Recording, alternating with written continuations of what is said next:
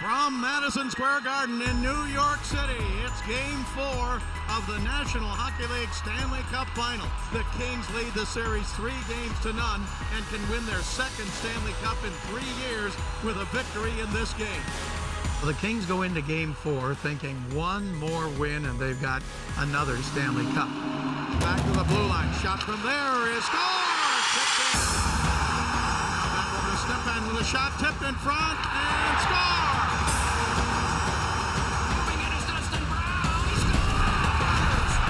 Kings get a big goal here. Dustin Brown, they're back within one. There were a couple of very good opportunities for us to score, and one of them is still very vivid in my memory. It was trickling behind him at the goal line. How that puck does not propel forward, it's unbelievable. Twice in that game, the Kings have shots that come right to the goal line and the puck stops because of the snow buildup. Martinez spins shot. Save is made. Lundqvist is still loose. They jab at it. Finally, we get the whistle. The puck squeaking in behind Henrik Lundqvist and just sliding towards the net. I've never seen that before. I've never seen the puck stop right at the goal line twice in a game. That's 2 pucks that have gone to the goal line. Kings have been unable to get their stick on. You know, it sucks. We should have put those in the net. They're just laying there right there. You know, it's a game of inches sometimes, and that didn't go our way. And the game is over, and the Rangers avoid elimination. We've been on the other end of the spectrum of being down 3-0, and all you need is a little life. All you need is something to make yourself feel good that you have a chance, and they got that in Game 4. It's just the way the game goes sometimes. We're going back home. That's where we won it last time, so hopefully we can do the same thing here. Game 5 Friday night at Staples. Kings with a chance to win the Cup at home. Now the Kings have a chance to come home and close this thing out on their home ice. After winning the first 3, they lose Game 4, but they'd like to change the trend Friday night at Staples Center. Kings fans very confident that they'll rebound and wrap up the Cup in Los Angeles.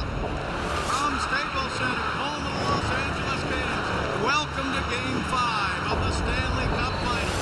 The Kings lead the series 3-1.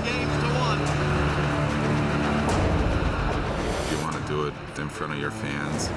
You know, you could feel that energy. You could feel it. They wanted to celebrate as well.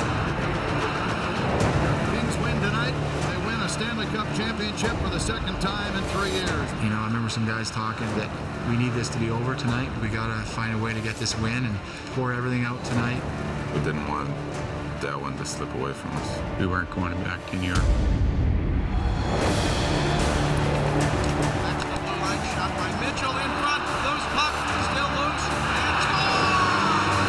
The Kings, Justin Williams gives the Kings a 1-0 lead. Richard, pass on the right side. Now in front, score by Ryder. And he ties the game at 1-1. Here is Boyle looking for a shot, and he scores! And Ryan Boyle put the Rangers ahead 2-1 with a shorthanded goal. So again, the Kings have to come back and tie the game. Winning the third down goal and knew that it was going to take a special play. Carter's pass, right side, Doughty shoots, score! The Kings tie the game on the rebound. Gabrick tipped it in. Marian Gabrick, that great acquisition that Dean Lombardi made, he gets his 14th goal of the playoffs, and he ties the game. Gabrick tied it with his 14th of the playoff, and we're headed to overtime. McDonough shoots, hit the post. Kings with a shot, hit the post and stayed out. Kings inches away from winning the game. 2-2 as we start second overtime. The tanks are low. You're looking for that little bit of extra energy that's going to make you beat your opponent. The game is getting longer and longer, and fatigue obviously does become a factor. Somebody score. I think that's what was one of the things that were said. Somebody score this goal here. Matt Greene makes a great play in front defensively. The puck just ended up in a corner, and I just tried to jump on it.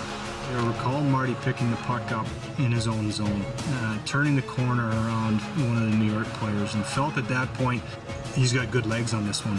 He can drive up ice on this. I remember thinking to myself, there's a lot of ice there. And he passed it across to Kyle Clifford. Passed the puck over to me, and I passed it over to Top. I saw an opportunity to join the rush there. And the shot is taken by Toffoli. Lundqvist makes the save with his right pad, but he can't control the puck. And it skids out on the rebound to Martinez. You know, it happened so fast, I just tried to get a stick on it and try to get it on net.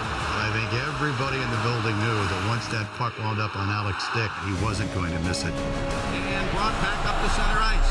Here on the left side, Martinez over to Clifford. Right side, shot from there, and a save and a rebound.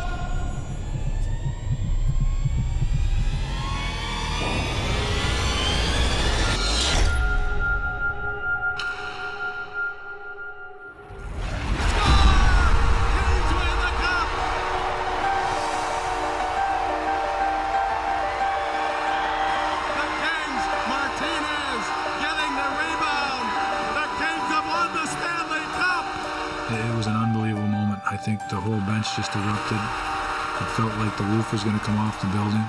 You know, his celebration, I think, said it all. Let's go. It's party time. I think I blacked out. I don't remember. I tossed my stick, I tossed my gloves, and just an unbelievable, overwhelming rush of emotion. Trying to get on the ice as quick as possible and jumping over the boards. 20 guys just trying to jump over the boards at the same time. It's a tough beat. So I tried to hop back over the bench. I think I ended up almost toe picking just right on my face. And I just beelined it as quick as I possibly could right to the pile. It's just pure joy. I remember just seeing Marty's gloves in the air. You know, the building was just going crazy. A game-winning goal to win the Stanley Cup. I mean, how fast are you going to skate to get out there? You don't know where to go to Quickie or to go to Marty. I think Quickie was already down the ice, so I went there. So my favorite part was Quickie having to skate all the way there. You watch it, and about every 25, 30 feet, he's losing a piece of gear. Those moments are always cool. I remember Quickie's coming down the ice and throwing his gloves, and I thought he was going to hit the scoreboard. Find somebody that you've just gone through one of the toughest things in your life and hug like crazy. It was just awesome. You can never, ever recapture that feeling. That's what makes sports so special. That's what you can't put a price tag on. And as soon as Martinez put that puck in, it was just, you know, just the sudden rush of emotion and the celebration of everyone in our corner. And it was just, you know, we just hugged each other. And I remember I was just screaming and yelling, and everyone's giving me a face wash, and which is just, you know, stinky hockey hands, sweaty hands in my face. Vince Lombardi's line about, you know, reaching the ends of your limits, and the greatest feeling is lying there exhausted, victorious. It's clearly there. Because I don't think another sport does an athlete pay a bigger price for a championship than a hockey player. I can't imagine what it would feel like to score an overtime game winner to win the Stanley Cup for your team. What Alec did in the past two series was amazing, and I can't believe how he must feel, because we felt so good. He must have just been on cloud 10, because we were on cloud 9. And here's Alec Martinez, the first player in the history of the NHL to score the game-winning goal in overtime in the conference final and the game-winning goal in the Stanley Cup final to win the cup for the Kings. It's what you dream of as a kid, having the game on the line and you have a chance to win it, and he went out and won it. To see that puck going in that might have been the most exciting thing that I've seen in my lifetime in the game of hockey.